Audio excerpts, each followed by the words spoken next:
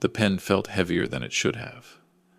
My daughter Emma was smiling at me across the dining table, her hand resting on the papers she'd just slid toward me. "It's just a formality, Dad," she said. "In case anything happens, you know, with your heart condition." I nodded slowly, my fingers hovering over the document. What she didn't know was that I'd already read every word of that power of attorney 3 days ago. And I knew exactly what her husband Marcus was planning to do with it the moment I signed. They thought I was a confused old man. They were about to learn how wrong they were. Let me back up 6 months to when this nightmare began. My name is Robert Chen, and at 68 years old, I'd built a life I was proud of. 42 years as an architect, designing buildings across Colorado and Wyoming. I'd sold my firm 2 years ago for $11 million. Not bad for a kid who came to Denver with his parents in the 70s with nothing but a suitcase and a dream. My wife, Linda, passed 3 years ago from cancer. The life insurance, combined with the sale, left me comfortable, very comfortable. I had one daughter, Emma. She'd always been driven, ambitious, maybe too ambitious. She married Marcus 5 years ago. He worked in commercial real estate, always talking about his next big deal, his next opportunity. I tried to like him, I really did. But there was something about the way he looked at things, like he was calculating their value, including people. After Linda died, Emma started visiting more. At first, I was grateful. She'd come by twice a week, help with groceries, sort through Mom's things. But gradually, the visits changed. She started asking questions about my finances. How much was in which accounts, where I kept important documents, what my will said. I told her it was all handled. Everything was in order. That seemed to frustrate her. Then Marcus started showing up, always with a new suggestion. Had I considered a reverse mortgage? What about moving to a retirement community? Had I updated my estate plan recently? He knew a great lawyer who could help. I deflected, changed the subject. But the questions kept coming, more insistent each time. The first real red flag was 3 months ago. I came home from my weekly poker game at the senior center to find Marcus in my home office. He jumped when I walked in, claimed he was looking for a phone charger, but my file cabinet drawer was open, the one where I kept my financial statements. I didn't say anything then, just filed it away in my mind. The second flag was when Emma suggested I see a new doctor. My regular physician of 15 years was outdated, she said. This new guy, Dr. Patterson, was cutting edge. He specialized in geriatric cognitive assessment. I didn't need cognitive assessment. My mind was sharp, but she insisted, scheduled an appointment without asking me. I went to keep the peace. Dr. Patterson asked me strange questions. What year was it? Who was the president? Could I remember 3 words he'd say and repeat them back later? I answered everything correctly. But he kept probing. Asked about my daily routines, whether I ever got confused, forgot appointments. I hadn't. He seemed disappointed. At the end, he recommended precautionary measures, including designating someone to help manage my finances, just in case. He had paperwork ready. Emma was in the waiting room with forms already filled out, needing just my signature. I didn't sign. I told them I'd think about it. Emma's smile tightened. Marcus wasn't even trying to hide his annoyance anymore. That night, I couldn't sleep. Something felt wrong. Very wrong. I'd spent my career designing buildings, solving complex structural problems. I knew how to see patterns, identify weak points. And I was seeing a pattern here. The next morning, I did something I hadn't done in years. I called my old college roommate, James. He'd become a lawyer, worked in estate planning for 4 decades before retiring. We'd stayed close, got together every few months. I invited him over for coffee, told him everything. James listened without interrupting, his expression growing darker. When I finished, he was quiet for a long moment. "Robert," he finally said, "what you're describing sounds like the setup for financial elder abuse. The doctor visit, the pressure to sign documents, the sudden interest in your assets, these are textbook warning signs." The words hit me like a physical blow. "My own daughter?" James continued. "I'm not saying that's definitely what this is, but you need to protect yourself. Don't sign anything. And maybe he hesitated. Maybe we should set up some safeguards. Over the next week, James helped me do exactly that. We didn't tell anyone. We moved the bulk of my assets into a new trust with ironclad provisions. We changed my will, removing Emma and Marcus as executors, naming James instead. We set up cameras in my house, hidden in smoke detectors and picture frames, and we waited. I played the role they expected, the slightly confused older man. I started forgetting things during conversations, asked Emma to repeat herself, pretended to struggle with my phone. She and Marcus exchanged glances when they thought I wasn't looking. Glances that said, "It's working." 2 weeks ago, they made their move. Emma called, said they wanted to host Thanksgiving at my house this year. A family dinner, just the three of us.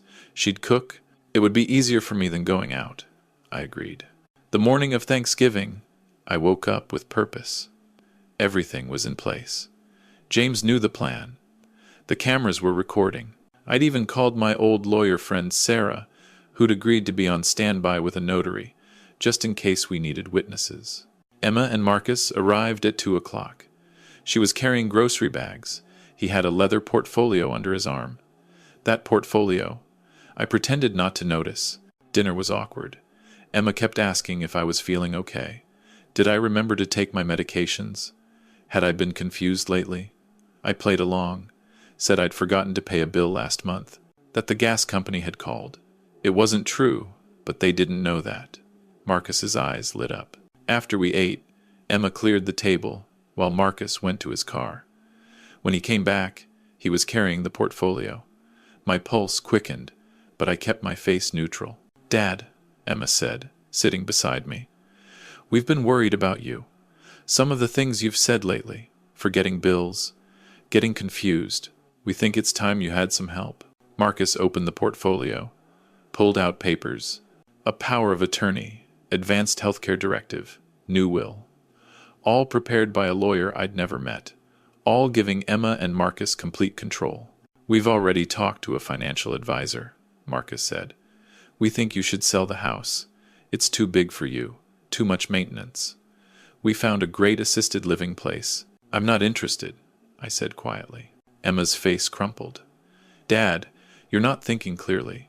That's exactly why we need to do this. Before you make decisions you'll regret. Like signing my assets over to you?" The room went cold. Marcus's mask slipped for just a second. "That's not what this is about, isn't it?" I looked at my daughter, really looked at her. When had she changed? Or had I just been blind? "Tell me, Emma, when did you and Marcus decide I was incompetent? Before or after you looked up how much my estate was worth?" "Dad, that's not fair." But she couldn't meet my eyes. "I went back to see Dr. Patterson," I said. "It was a lie, but a useful one. Funny thing, when I asked for a second opinion, when I had another doctor request my records, Patterson suddenly couldn't provide any documentation of cognitive decline, because there isn't any." Marcus stood up. "You're being paranoid. We're trying to help you. Help me, like you tried to help by going through my files, by scheduling appointments with a doctor who was ready to declare me incompetent based on nothing."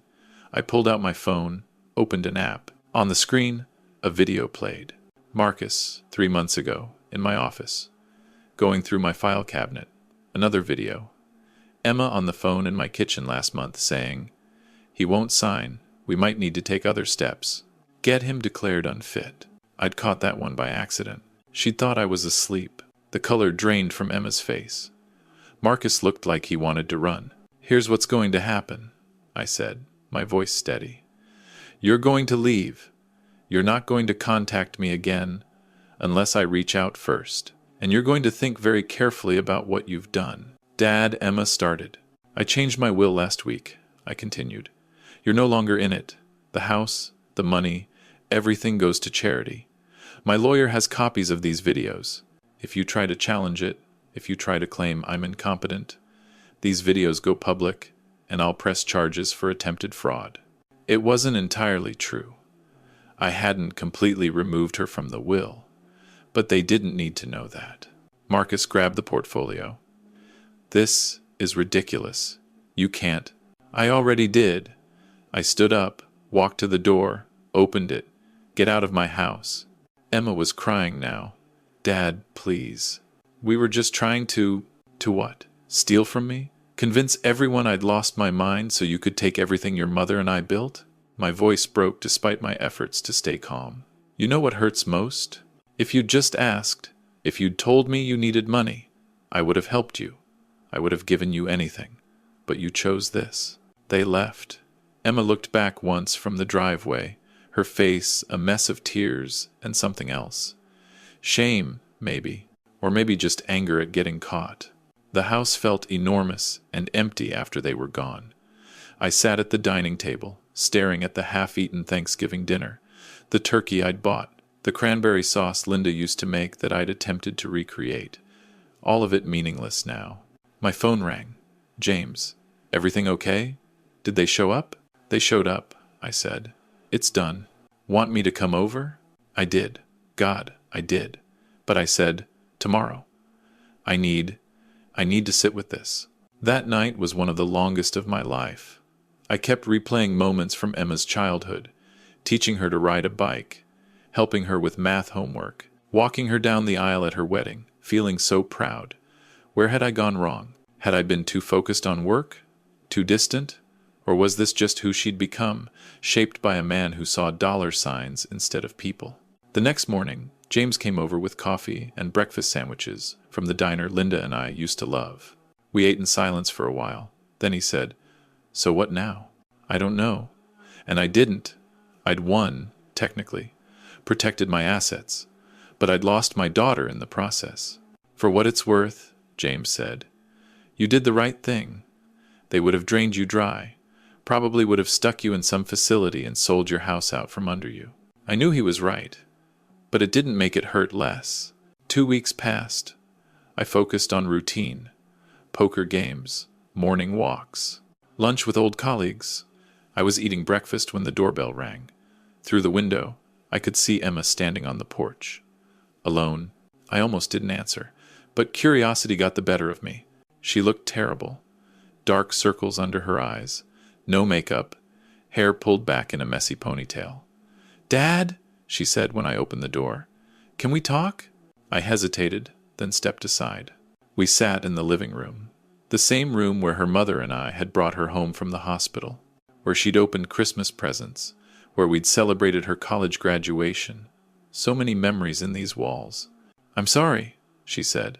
The words came out in a rush. "I'm so sorry. You were right. About everything." I waited. Didn't make it easy for her. "Marcus and I are getting divorced," she continued. "I should have done it years ago. He was, God, Dad.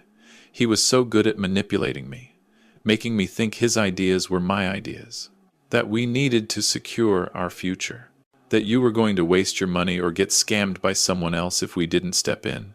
She was crying now, ugly sobs. "I convinced myself I was protecting you, but I was really just being greedy and stupid." "Emma." "No, let me finish. Please." She wiped her eyes. "When you kicked us out, I was furious, drove home screaming at you in my head. But that night, alone in bed, I couldn't stop thinking about what you said, about how if I'd just asked, and I realized you were right. If I'd come to you and said Marcus's business was failing, that we were in debt, you would have helped. You always helped. But Marcus said that was weak, that we needed to take control, and I listened to him instead of trusting you." She pulled out an envelope. "I know this doesn't fix anything, but I wanted you to have this. It's every document Marcus had prepared. I'm destroying all the copies, and I wrote out everything, the whole plan." "Who else was involved?" She paused. "Dr. Patterson was getting paid. Marcus found him through some online forum for lawyers who help families declare people incompetent. It's all in there." I took the envelope, set it aside. "Why are you really here, Emma?" "Because you're my dad." Her voice broke. "And I don't want the last conversation we ever have to be me trying to steal from you. I don't expect you to forgive me. I don't even think you should. But I needed you to know that I see what I did. And I'm going to spend the rest of my life trying to be better, even if that's not with you in it." We sat in silence. Part of me wanted to hug her, tell her it was okay. But it wasn't okay. Not yet. Maybe not ever.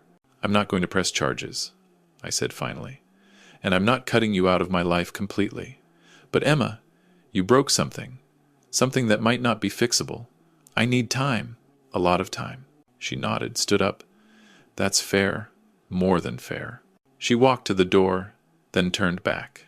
For what it's worth, Mom would have been so disappointed in me. I'm disappointed in me. After she left, I opened the envelope. She wasn't lying. Everything was there. Dr. Patterson's fee agreement. Communications with the lawyer. Marcus's business debts over $300,000. Plans to sell my house. Move the money into accounts they controlled. Even a timeline. They'd been planning this for 8 months. I called James, told him everything. Then I called Sarah. Between the 3 of us, we made sure Dr. Patterson lost his medical license. The lawyer who'd prepared the documents got reported to the state bar. Marcus's business officially filed for bankruptcy. None of it brought me joy. 3 months later, Emma called, just to say hi, to tell me she'd gotten an apartment, started therapy, found a job at a smaller marketing firm. We talked for 10 minutes. It was awkward but not horrible. She called again 2 weeks later. Then again, we're not back to normal. We might never be.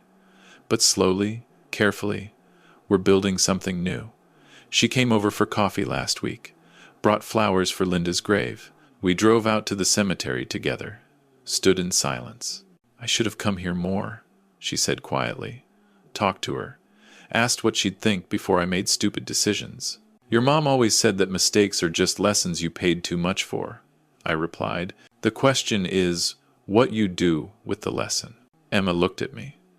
What am I supposed to do with this one? Live differently, be better. And maybe eventually, we find a way forward. It's not a perfect ending. Real life rarely is. My trust in her is damaged, possibly beyond repair. But she's trying. Really trying. She got a financial advisor, put herself on a budget, started paying off the debts she'd accumulated. Sends me photos sometimes. Her new apartment. A sunset she saw. Nothing major, just reminders that she's still here. Still my daughter. Last week, she asked if she could come to Thanksgiving this year. A real Thanksgiving, she said. Just the 2 of us. She'd cook Mom's recipes. We'd do it right. I said yes. But I'm keeping the cameras on, just in case. You might think that makes me paranoid. Maybe it does. But here's what I've learned. Trust isn't stupid, but blind trust is dangerous. Especially when money's involved. People change. Circumstances change. And sometimes, the people closest to you are the ones you need to watch most carefully. I spent 42 years building things. Buildings that would stand the test of time, weather, any storm. I thought I'd built that with my family too. Turns out, you can't blueprint relationships. You can't engineer trust. All you can do is pay attention, protect yourself, and hope that when things crumble, there's something worth rebuilding. Emma's coming for Thanksgiving next week. I'm cautiously optimistic. James will be here too, because I'm not stupid. But I'm also not giving up. Linda wouldn't have given up. She believed in second chances, in the power of people to change. I miss her every day. Miss her wisdom. Miss her ability to see the best in people without being naive about their worst. She would have seen this coming, probably, would have warned me. But she also would have fought for Emma, would have believed in her capacity to grow. So I'm choosing to believe too, not blindly, not stupidly, but carefully, with boundaries, with protection, with consequences, if those boundaries get crossed again. That's the thing about being betrayed by family. It doesn't just break your heart. It breaks your sense of how the world works, makes you question everything. But it also teaches you something valuable. You can survive it. You can set boundaries. You can demand better, and you can still love someone while protecting yourself from them. I look at those legal documents sometimes, the ones that would have given them everything, the ones that would have erased my autonomy, my dignity, my life's work. And I'm grateful I trusted my instincts, grateful for friends like James, grateful I acted before it was too late. But mostly, I'm grateful I'm still here, still in my home, still in control of my life, still deciding what happens next on my own terms. That's worth more than any amount of money. If you're reading this, if you're older, if you have assets, if you have family members suddenly very interested in your finances, pay attention. Document everything. Don't sign anything under pressure. Get second opinions. Trust your instincts. And for God's sake, call a lawyer before it's too late. I almost didn't. Almost signed those papers at Thanksgiving, just to make Emma happy, to avoid conflict, to keep the peace. Thank God I didn't. Because peace at the cost of your autonomy isn't peace. It's surrender. And I'm not done living yet. Not by a long shot. Next week, Emma and I will sit down to Thanksgiving dinner. We'll eat turkey and stuffing. We'll probably cry a little. It'll be uncomfortable and healing and complicated all at once. But we'll be there, together, trying. And maybe that's all any of us can do. Try. Protect ourselves. But also leave the door open for redemption. Just not too wide open. Trust, but verify. Love, but protect yourself. Hope, but stay alert. That's the lesson I learned. The expensive, painful, necessary lesson. I just hope I'm the last person in my family who has to learn it.